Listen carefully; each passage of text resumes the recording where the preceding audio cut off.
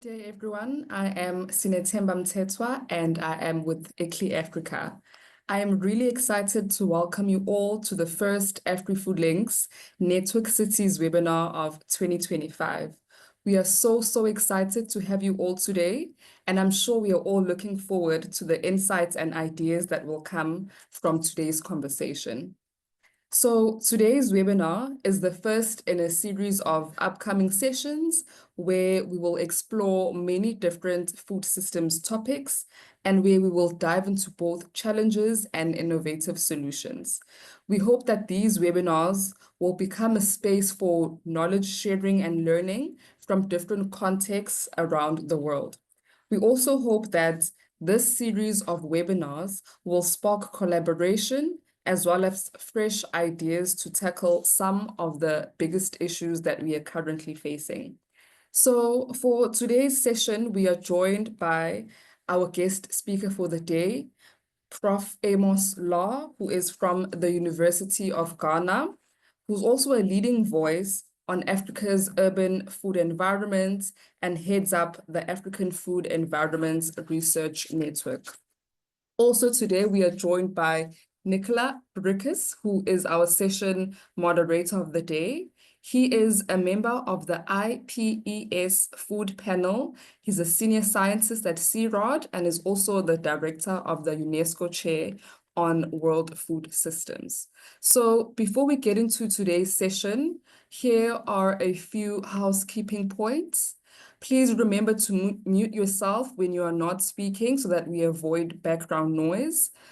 During the question and answer session, if you would like to ask a question or make a comment, please use the raise hand function or type your question in the chat.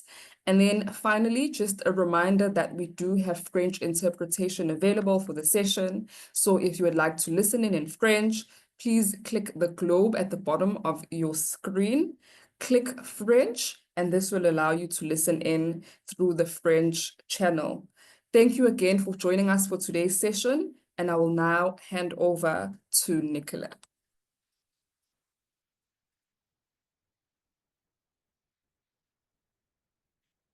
It's my Zoom. I lost the Zoom.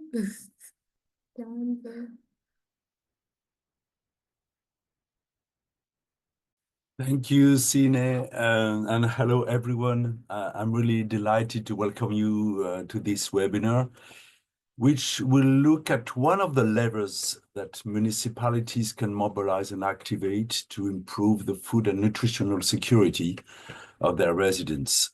And this lever is how to improve the food environments for residents. We're going to come back to what food environments means with our speaker, with Amos, but I would like to say a few words about the importance of this concept. For a long time, it was thought, and still is, that if consumers were to adopt healthy eating habits, they needed to be educated, made aware, and informed about risk, about food quality, and good eating habits. Indeed, what we know, what we have been made aware, of course, it has an effect on what we do, or rather on what we would like to do. That's what we call an attitude. But several decades of research into the determinants of behavior have shown that if we are content simply to educate, raise awareness, and inform individuals, these have a very limited effect on what they do and can even have a counterproductive effect.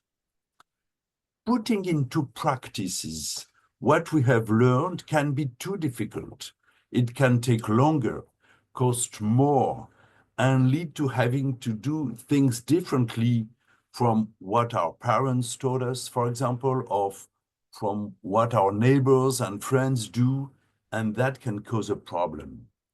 And this discrepancy between what you know and what you know you should do and what you can do is what we call the cognitive dissonance. If you are not able to put into practice what you have been taught, you end up becoming indifferent to what you've been taught or even challenging what you've been taught. That's why various scientific disciplines, nutrition, geography, and psychosociology have come to the conclusion that to change people's behavior, you cannot change their knowledge and attitudes without changing their environments. It is these conclusions that form the basis of the AfriFood Links project. And it is this environment-based approach that Dr. Amos La will present to us. So as Sine said, Amos is a public nutrition scientist, professor in the University of Ghana in Accra, and lead the African Food Environment Research Network. He works on the determinants of undernutrition and obesity in urban areas of Africa, and showed through various publications how food environments have a major effect on these health issues. So Amos, the floor is yours for 20 minutes. Thank you again to participate to this webinar. I'm really happy to listen to you. The floor is yours. Thank you very much, Nicholas. And let me from the onset also express my thanks to the AfriFood Links project for the opportunity to discuss one of the most pressing challenges facing African urban areas. You know, as cities grow, the way food is produced, the way food is distributed, and the way food is consumed change. And these changes does have implications on our nutritional health through a series of mechanisms.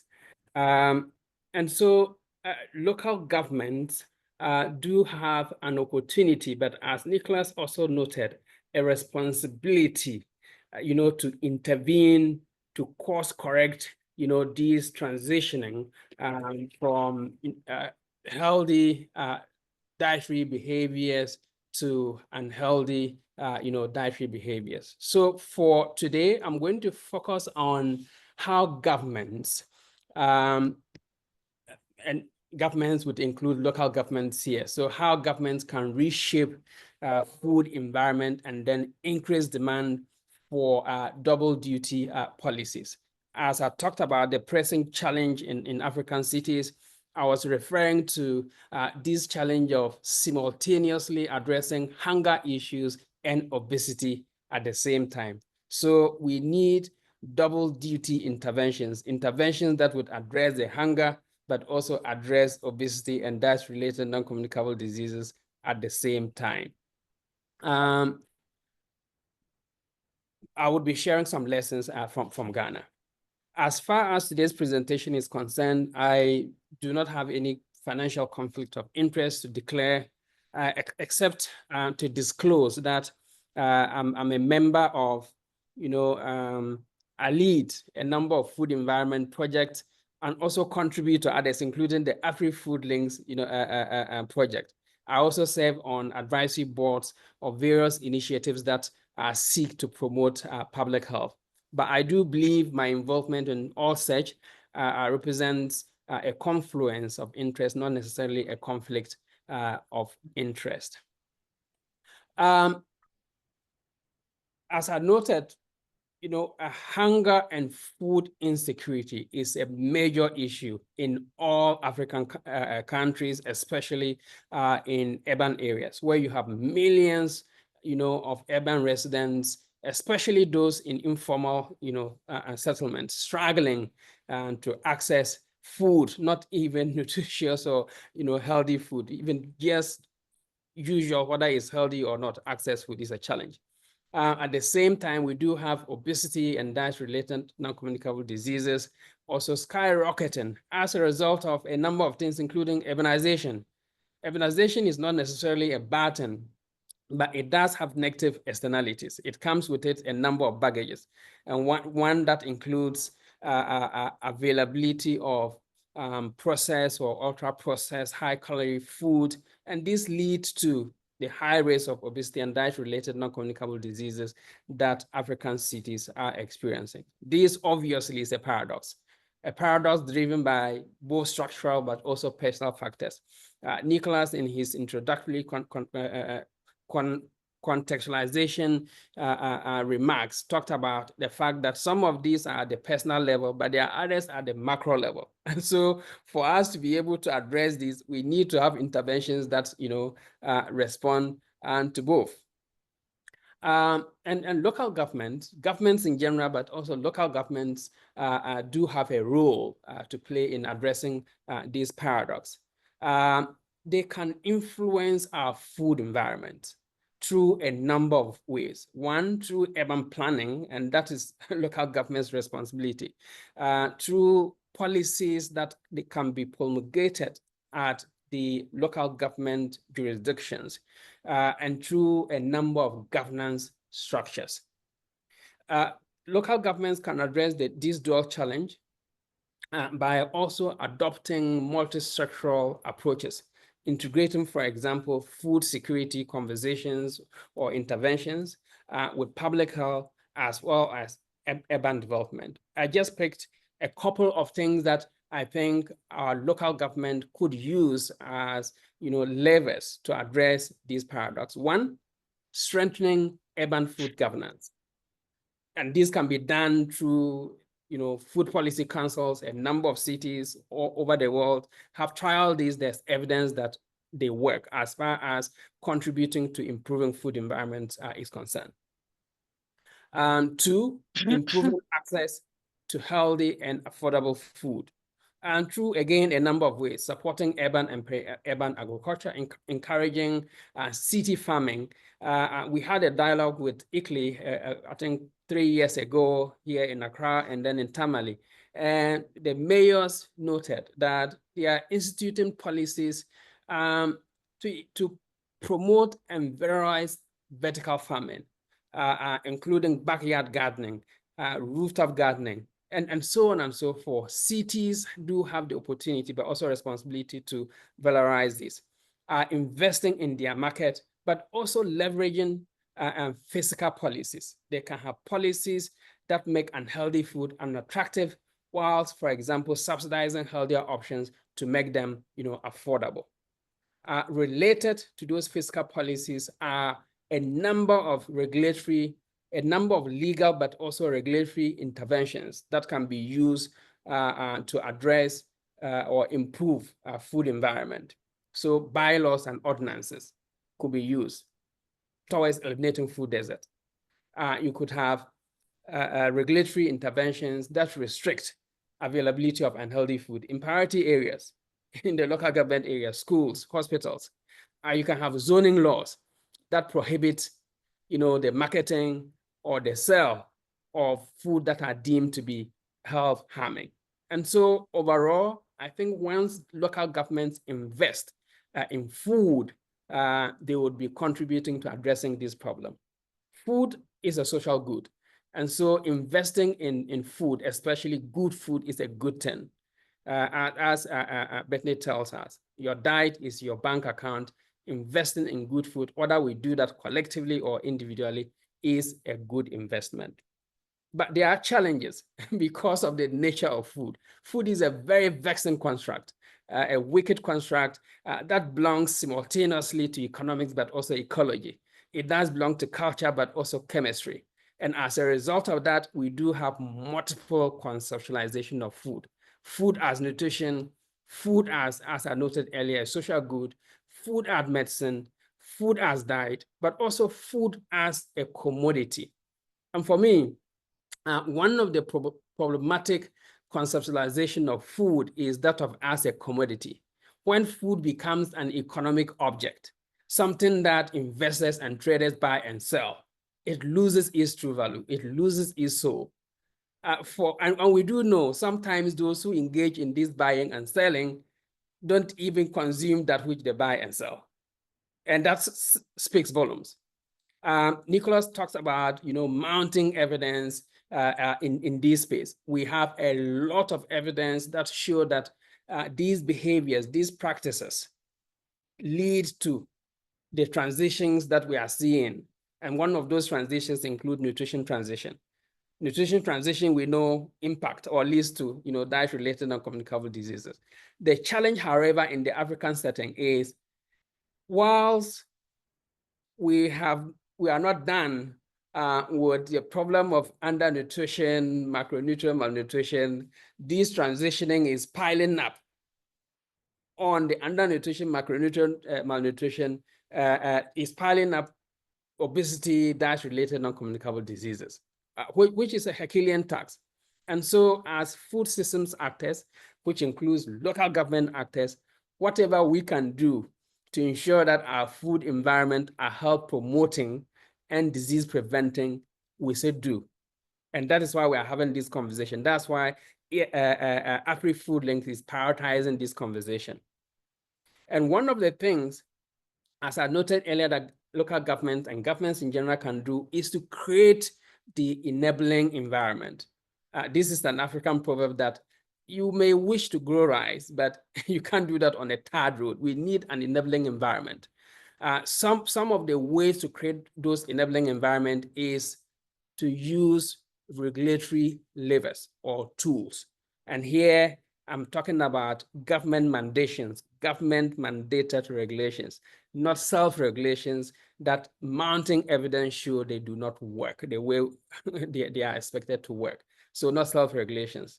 James Madison tells us that if men were angels, no government would be necessary. And because we are not governed by angels, internal but also external controls on our government are a necessity, and that applies here.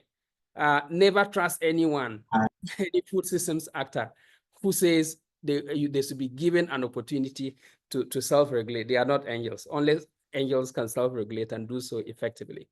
And so as a result of that, that is why several actors, including the Informers fraternity, have for years now been advocating for government, including local government, to institute and implement a suite of food environment policies. That which you see here are food environment policies, food composition policies, food labeling policies, food marketing or promotion policies, food provisioning policies, and food prices, so fiscal policies. In addition to these policies, we need to have what is technically referred to here as infrastructural support interventions. I refer to them as enabling environment, interventions. And once all these are implemented, we can be assured of improving our food environment. How do we know our food environments have improved? When we have eliminated, or when the interventions lead to eliminating food desert, when they lead to eliminating food swamps, and even food marriages. And then we begin to see food oases and food heavens. Then these are symptoms of improved food environment. So what I would like to take the rest of the time that I have now to do is share with you our baby steps here in Ghana at leveraging food environments research to increase demand for these double duty policies that I talked about. And so we did that through research and through evidence-informed advocacy and scholar activism. Just as I indicated earlier, that which motivated that which we did was based on our understanding of our local public health landscape. Ghana and cities in Ghana, just as cities all over Africa, are battling with multiple burdens of malnutrition. Food insecurity is a problem. Micronutrient malnutrition has been a problem, it's still a problem. And yet we are seeing the skyrocketing burden or prevalence of overweight, obesity, and diet-related non-communicable diseases. What you see here that looks like a jet taking off is the trajectory of prevalence of overweight and obesity among Ghanaian women. This is local data from our demographic and health survey. When we started doing this late 1980s, 1993, it was about 10%. In 2014, when it was done, it was 40%. And then in 2022, when we did the most recent demographic and health survey in Ghana, 50%. 1 in 2 Ghanaian women are overweight or obese. The other problematic observation that we have observed from this data is the early socialization of infants, children between 6 to 23 months. they are giving sweet beverages, and that is a big concern. And so our Ministry of Health has for years now been concerned and reached out to food systems actors to support them to address this problem. And so as public health professionals, we're interested in supporting our Ministry of Health, but we're soon reminded that long-standing challenges needed to be addressed. Challenges relating to data poverty, policy inertia, but also suboptimal capacity to use legal and regulatory approaches. And so what we did was then to take a step back. It is said in Ghana, if you do the wrong thing at any time, it is wrong. But sometimes you can do the right thing at the wrong time, and that can also be wrong. So we took a step back and generated tons and tons of evidence, policy influencing evidence, policy impacting evidence. And that which you see here facilitated the generation of this evidence with our collaborators from Global North, Europe and Americas, but also from Africa. We were successful in getting a number of grants. I've just selected 8 of them here. And these projects have helped us to do a number of things. And I'll share with you now. One, they helped us to generate evidence to confirm that Ghana was experiencing a nutrition transition with some evidence of transition in dietary practices. Those who have joined online and are familiar with the Ghanaian food environment can confirm that the Ghanaian diet relies on starchy roots, cereals, but also pulses and indigenous vegetables like you see here. These are also some indigenous or local food. However, apart from the ackee apple and mangoes, most of these are either extinct or getting extinct. And that is shown because of the transitioning that I talked about earlier. We have transitioned, and now there's an increased demand for imported ultra-processed food. And it's as a result of this that you see, this is an advert in Ghana. Indomie, a noodle, is projecting itself to be the king of all food. That can only happen because there's a transitioning, or we have transitioned. The second problem that our research has confirmed has to do with impact. First of all, availability, prevalence, affordability of sugar-sweetened beverages. We have argued that if this is not addressed, its impact can be compared to tobacco. So sugar-sweetened beverages is fast becoming the next tobacco.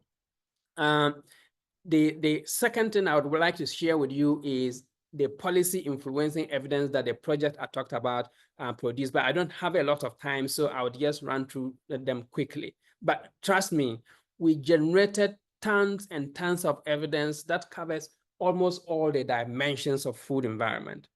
And these evidence were disseminated, were used to engage stakeholders, and eventually it led to the policy intervention that I would like to share with you here. I'm just skipping this in the interest of time, but maybe I should just talk about only this. This is one of the over 30 publications from the project that I showed you. And this particular study was interested in confirming that which were in our supermarket. Food, were they healthy? And so after meticulous measurement of that which were being stocked, we found out that for every 1 meter squared of shelf area dedicated to healthy food, you had 6 meters squared dedicated to unhealthy food. This second study looked at what was being marketed, especially in child learning settings, primary and junior high schools. And we found out that of nearly 6,000 adverts, all the adverts that were of food, 70% of them were unhealthy food being advertised. And not only were they unhealthy, they were also in close proximity to these child learning settings, schools. A black triangle is a school, a red triangle is an advert of unhealthy food, green advert of healthy food. You can see for yourself. This is almost like a food desert where the red triangles have swallowed the green triangles. Like I said, we disseminated these evidence from the project and engaged stakeholders. Eventually, that led to the birth of the Healthier Diet for Healthy Lives project, a policy-facing project that was launched by our Minister for Health in 2022.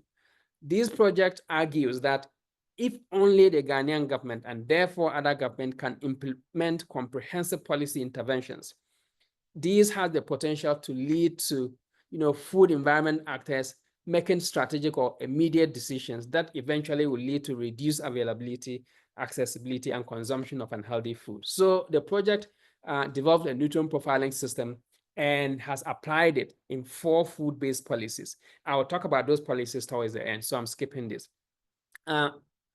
Of note, that which the choice of the policies in Ghana were informed by our understanding of the local food environment. And so we always encourage other settings that are interested in doing this to consider the peculiar heterogeneity of their national or local food environment, but also their variegated political economies. We are facing a syndemic of undernutrition, overweight, and obesity. Therefore, we needed policies that would disincentivize consumption of foods that are fueling this. But because of the undernutrition and micronutrient malnutrition, we need policies that would address them as well. And so we did what we did. We were aware that researchers alone, even government alone, could not do this. And so we had to partner with other, food environment actors. So we worked with civil society organizations and formed what we refer to as the coalition of coalitions. So we have civil society, you have researchers or academia, you have government and other actors coming together. These coalition mounted a number of sensitization and advocacy interventions, floats. We identify influencers, champions, including traditional leaders. We worked closely with the Ghana Medical Association and implemented some of these interventions. We submitted petitions to our parliamentarians and engaged government ministries, departments, and agencies, including Ministry of Finance and Ghana Revenue Authority. And so in the end, this effort yielded a win, an advocacy win, but also a public health win, where in 2023, the government of Ghana introduced taxes on sweetened beverages, as well as other health-harming products, alcohol, tobacco, plastics, and plastic products. So that is one intervention or enabling environment improvement intervention or food environment improvement intervention. Second, in the same year, 2023, Ghana launched their food-based dietary guidelines. In 2024, we launched the trans fatty acid elimination strategy. And the HD4HL project that is supporting the government, as I said, is just about to help government launch the Ghana double duty nutrient profiling system.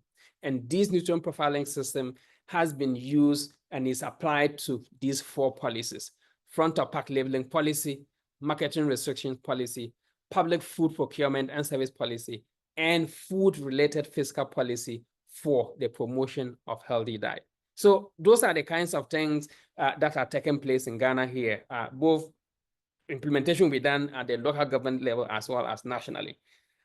So that is Ghana. But having a Pan-African, philosophy, we have for years engaged other actors within Africa and outside Africa so that some of these things can benefit other countries in Africa as we learn from them. And so we formed the Africa Food Environment Research Network, which we have used to contribute to building capacity for food environment research, for food environment advocacy, but also policy. We have also used this platform to initiate and sustain dialogue, but also identifying priorities for food environment research in Africa. And so in 2020, we launched FEN. Some of the actors here, including Nicholas, supported this. And so in 2021, we had a second FEN meeting. In 2023, we had a third FEN meeting, and we should have a 4th FEN meeting this year, 2025. The experience that I've shared with you has been summarized into this publication that you are seeing, making food-related health taxes palatable in sub-Saharan Africa, lessons from Ghana.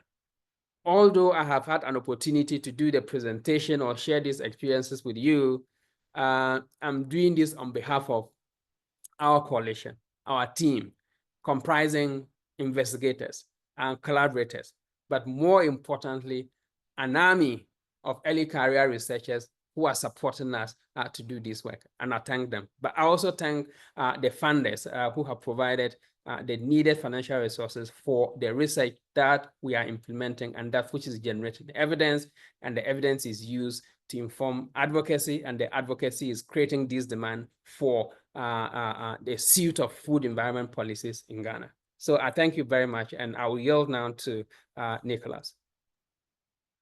Thank you very much, Amos, for this really interesting presentation.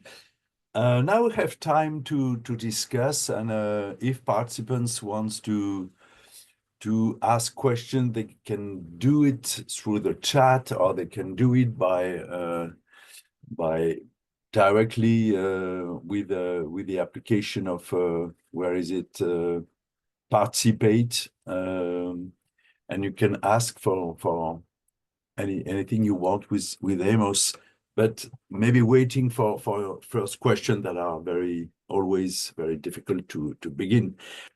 I have 3 questions for you, Amos. The first one is, can you give us concrete examples of what municipalities can do to improve food environments, or to strengthen urban food governance, or to regulate healthy food environments? As you said, that the 3 levels municipalities can activate. So do you have very concrete examples of what's happening in Africa or other countries in the world?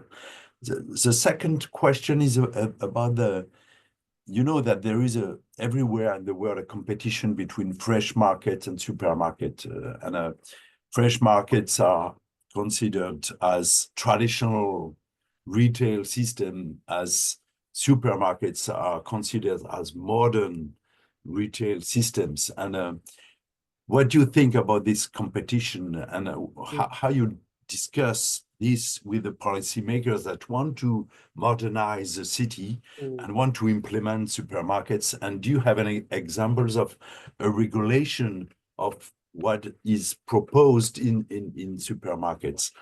And maybe the third question is about the activities of the Food Environment Research Central. You said that you will have activities in 2025, and maybe you can, if you have precisions about this, it can be interesting to learn about what are you going to do in 2025 with this network. I think Luke was, Luke, the floor is yours. Maybe you can have several questions, and then Amos, you can answer. Luke. Thanks, Amos. Thanks, Nicolas, for this. It was really so interesting listening to you both. I've got 2 questions. The one is around the normalization of overweight and obesity, and how we respond to that. Because I mean, I think we're sitting in South Africa, where it's getting to the point where not being overweight or obese is actually the exception, and there's a kind of cultural and societal normalization as these kind of levels slowly creep up, as you've pointed out in Ghana and elsewhere, of saying, well, actually, this is just normal. This is what life is, and this is normal. It's not a problem. We've got much bigger priorities because there's children that are stunted and people that are hungry in our cities. So how do we kind of deal with both the normalization of it, but also the kind of conflicting priority of people who, particularly children who are stunted, that always seems to kind of get the preference? I'm not saying it shouldn't, but there's these conflicting tensions.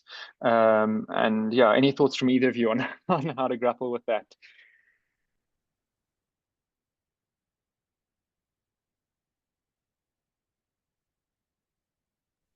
Okay, do we have other questions? Or maybe Amos, you can answer now, and then we will have other questions in the chat or hanging the hand. Okay, Amos? Thank you. These are excellent, very, very excellent questions. So beginning with the first one about some examples as to what local governments, including municipalities, but local governments also include provincial, government, can do to improve their food environment and therefore address some of the challenges that we are having conversation about, including the rising overweight, obesity, diet-related non-communicable diseases, but also, unavailability of healthier, food.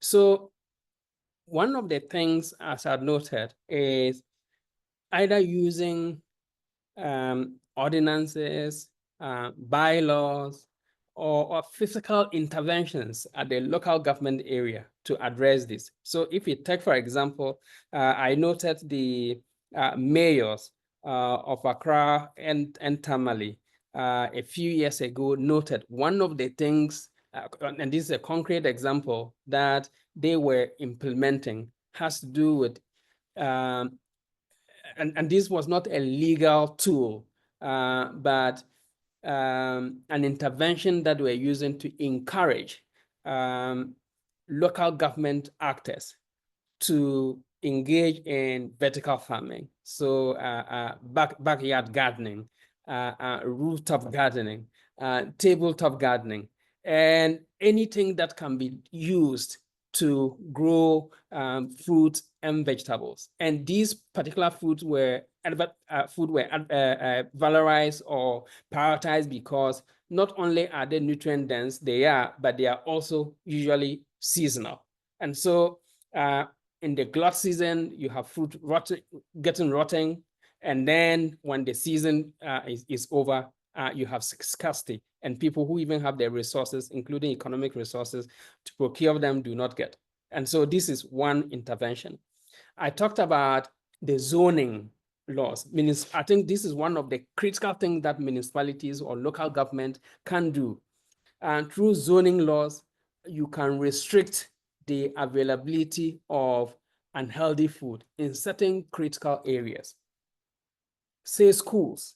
We do know children who are vulnerable are a target of actors who have vested financial interest in this. Not only do they market, they also provide. And so if you have a zoning bylaw in your municipality that says within this radial buffer, no advert of unhealthy food should be permitted, or no food that is deemed to be unhealthy, and there are scientific ways of tagging food as healthy or not healthy, and so those food would not be allowed to be promoted. They will not be allowed to be sold. These are concrete interventions that municipalities or local government can make use of. The question of fresh markets that are tagged traditional and a supermarket that are tagged modern, and most of the time anything modern is seen to be good. But I think as professionals in this space, what we have to do is try to destabilize the naturalness with which we stigmatize something traditional. For there are a number of traditional things in our municipalities or local government that are really good. You talk about food. I was talking about Ghanaian food, right? Our local food, most of them, of course, not all of them, but local traditional food are healthier than the imported ultra-processed food that are modern, but that is giving us obesity. That is giving us diabetes. That is giving us hypertension. So I think we need to have that conversation that it is not everything that is traditional that is bad, and it's not everything that is modern that is good. You requested the third one was information about FEN. And so yeah, we are planning to have FEN again in November, November 2025. We'll be reaching out to all of you soon. Nicholas, I have to use this opportunity to express our thanks to you. You have always been behind FEN, one of the founding, contributors to FEN. And so we'll be reaching out to you soon. And the last time we had Afri-Food Links, partner in our event. And then this November event, we'll be working closely with Afri-Food Links as well. Look, an important question, right, about this issue of I'm overweight, therefore what? Or I'm obese, therefore what? It's a big challenge. It's a big challenge. And indeed, some of the interventions that professionals like us, public health professionals, public health advocates are using sometimes may appear to be counterproductive. We are encouraged, and we encourage others to use what we refer to as, people's first language. We don't want to say someone is obese. We prefer to say, they have obesity, so that people don't get insulted for being obese, or for being for having obesity, or for having diabetes. That is one.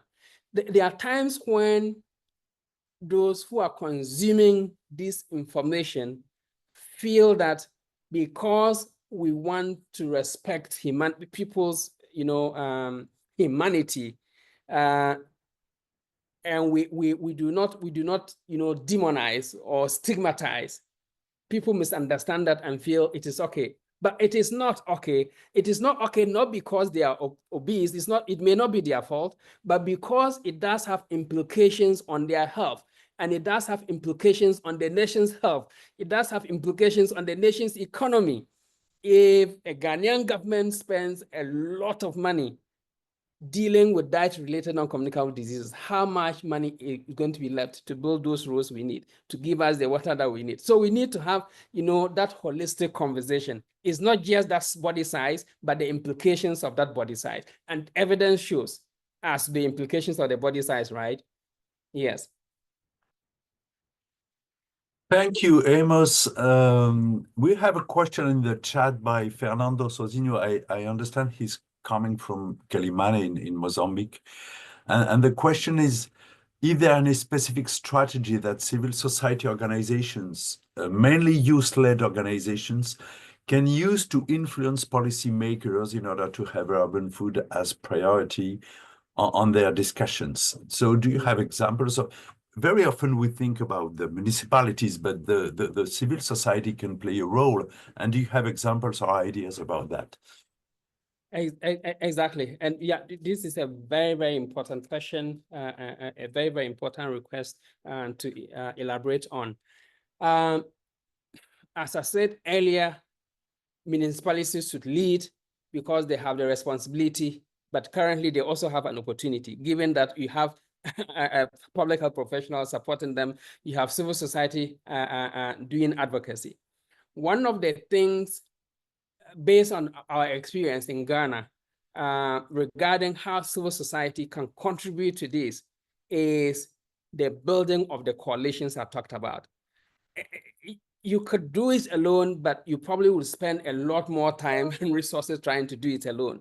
And so when civil society form coalitions with academics generate the evidence, they curate the evidence in the way that civil society can use to inform their advocacy. Their advocacy becomes evidence-informed advocacy. And we do know evidence-informed advocacy is more impactful than just advocacy. So forming coalitions with academics.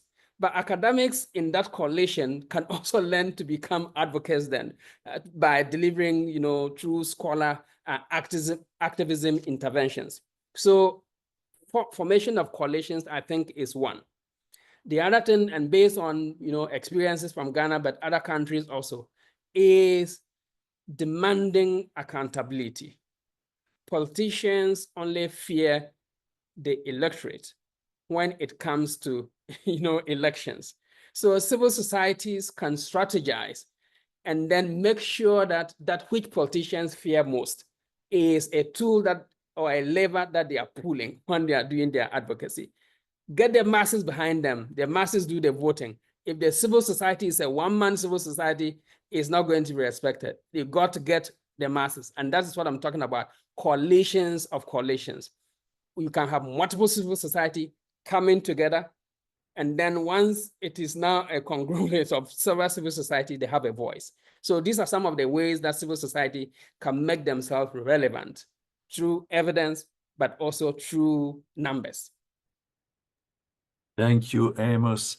I invite you to look at the two documents that are available in the chat. One was given by Luc, and it's about making food-related health taxes palatable in sub-Saharan Africa.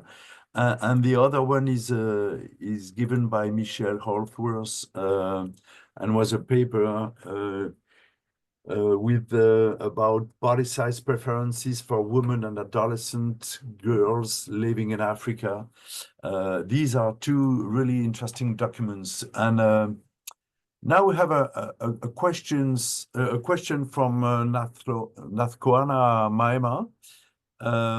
From household and personal choices perspectives, it seems that time is a critical issue, which then impacts interaction with traditional food systems in the current core economy. Is there any work or reflections on how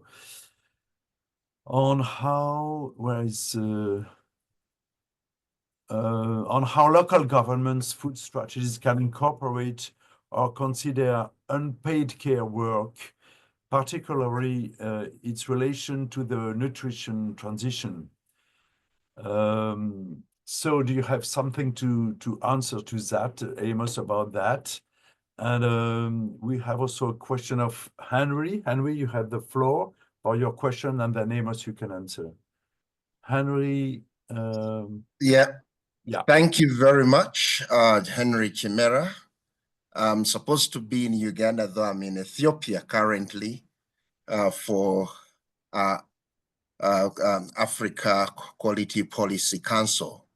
So, but I would like to thank you, Amos. That's quite a captivating, as we also in different coalitions to make sure that aspects of food safety right before farm and after fork, and some of the issues that were related.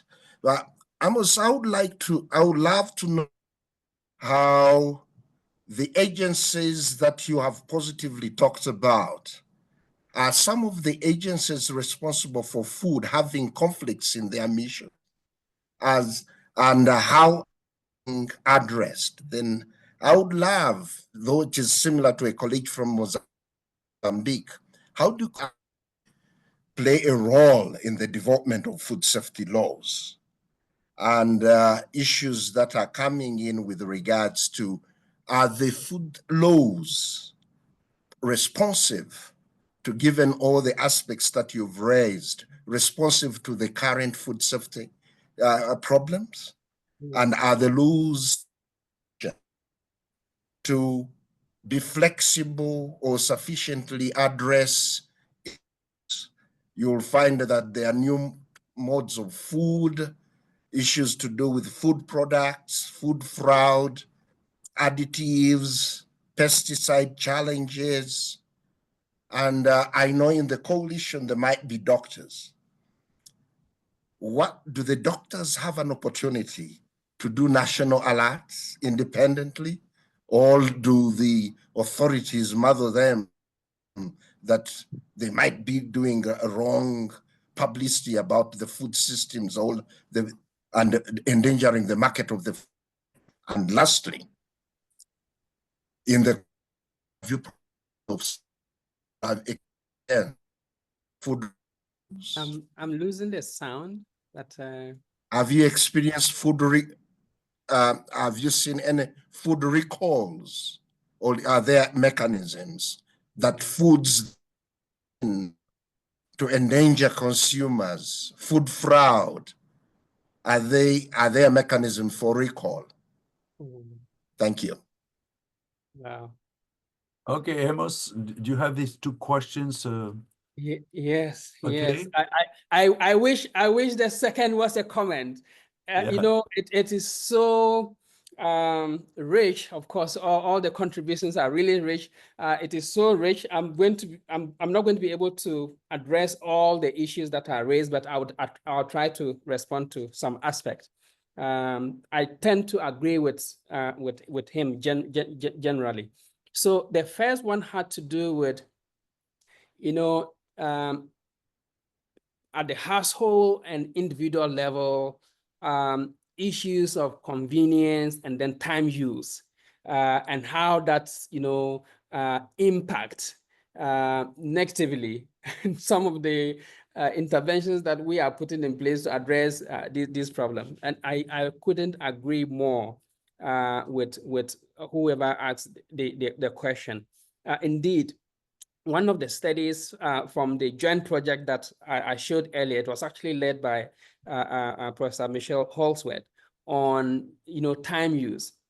And what we confirmed was that consumers, or some consumers, tended to engage in the food that they consume, which we know, and sometimes they even know is not that healthy, because of lack of time. And so if they are rushing to work, it is not that time they are going to turn on their cooker and then boil Bambara groundnut that takes 3 hours to cook.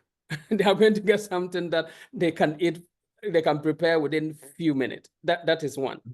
Time use also at the household level with respect to, childcare, taking care of children, and other important things at the household level can impact whether or not kids are fed properly or not. And so if you have a mother who is employed at work and would have to leave their child at home and go to work with the work environment not conducive enough for kids or babies to follow, or infants to follow, to be breastfed, that is going to affect whether or not that child is breastfed exclusively. So the suggestion that is embedded in the question that was asked is, how can we have policies that address this? For example, by monetizing the time that is used for childcare, just as the time that is used as I sit here in my office and work. Studies have been done that have actually quantitated and then monetize the amount of time that women use in breastfeeding. And it's equivalent like to full-time job. So I think when we have conversations around this and we have policies that valorizes that time that usually is invisible, we don't see that time as useful time. So when we have policies that make them valuable, I think that can contribute to addressing some of the problems. And we are talking about not just overweight and obesity here, we're also talking about the undernutrition, macronutrient malnutrition. Then to the issues that were raised, number one, for every coalition, you have a number of actors. There's a high possibility that you're going to have some of the actors with vested interest, and therefore issues of conflict of interest can arise. But beyond even conflict of interest, you can have actual conflict. And the question was, how do we address them, or how did we address them in our work in Ghana? On the issue of conflict of interest, some of the things we use included following, global guidelines in addressing conflict of interest in, public health or nutrition policy making. WHO in 2017 came out with some guidelines with a decision tree that you can follow. We did follow that. Two, we organized a workshop to engage all the actors who are contributing to the project. It's a policy development project. And this workshop aimed, first of all, to assess their level of understanding of conflict of interest in all its dimensions. After the assessment, there was an intervention to let policymakers know conflict of interest can manifest in a number of ways, including getting your plane ticket, paid for you to attend a conference if it's coming from an actor with a vested interest, and so on and so forth.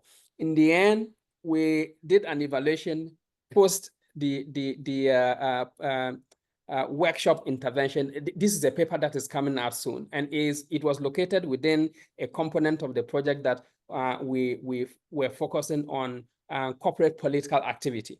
So actors who are contributing to policymakers can be influenced by other actors with vested interests in a number of ways. So we try to put in some guardrails.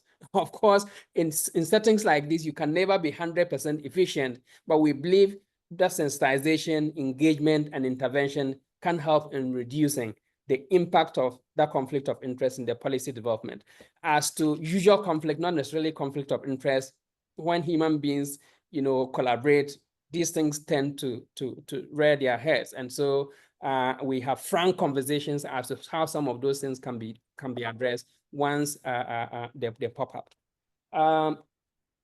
The very important question about, you know, the conceptualization or the focus of the food control laws or policies, are they fit for purpose today? I couldn't agree more with you, right? And we have argued that, of course, the conceptualization of food safety is really comprehensive. And yet, if you look at some of the products that we see as unhealthy, we think they should be classified as unsafe.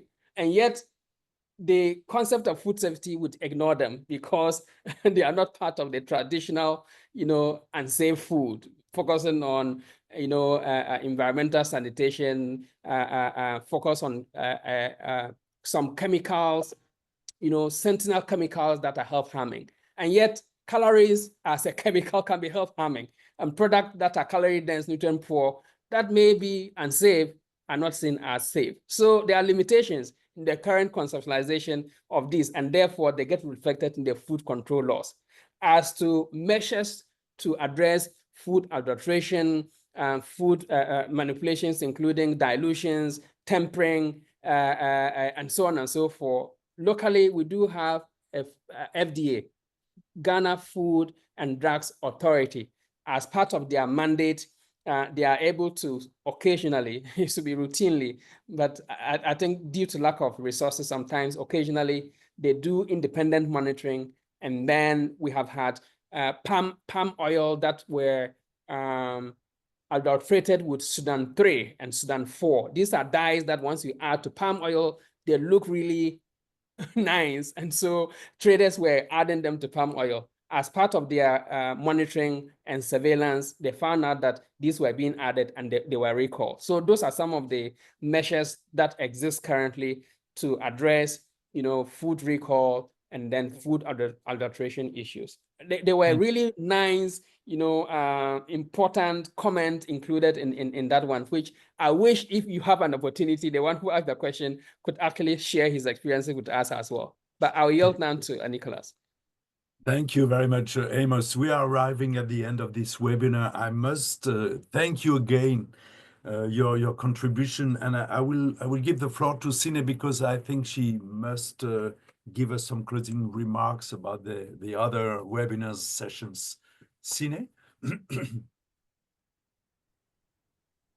Thank you so much, Nicholas, for moderating the session so well, and thank you so much as well, Amos, for the conversation. I think there's a lot of insights and some that we still need to digest, but I think this was quite a necessary session, especially of the challenges that we are currently facing in Africa of malnutrition.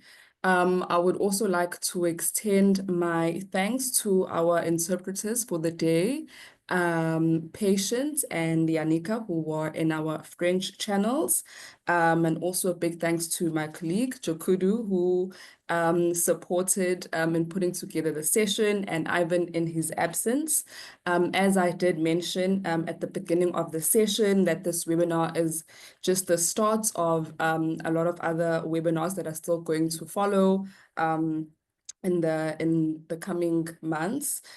So our next session is going to be on the 25th of March. We will have Juliana, who will kick off the three-part series of a South-to-South collaboration in food governance. And then we'll also have another session on the 29th of April that will focus on Lusaka's efforts to establishing a food desk. I will paste, thank you, Jokudu. Jokudu has pasted the dates as well as the titles and the registration links for these sessions. And we really, really hope to see all of you there. It was a pleasure having you all here today, and see you soon. Thank you very much. That was very insightful. Thanks.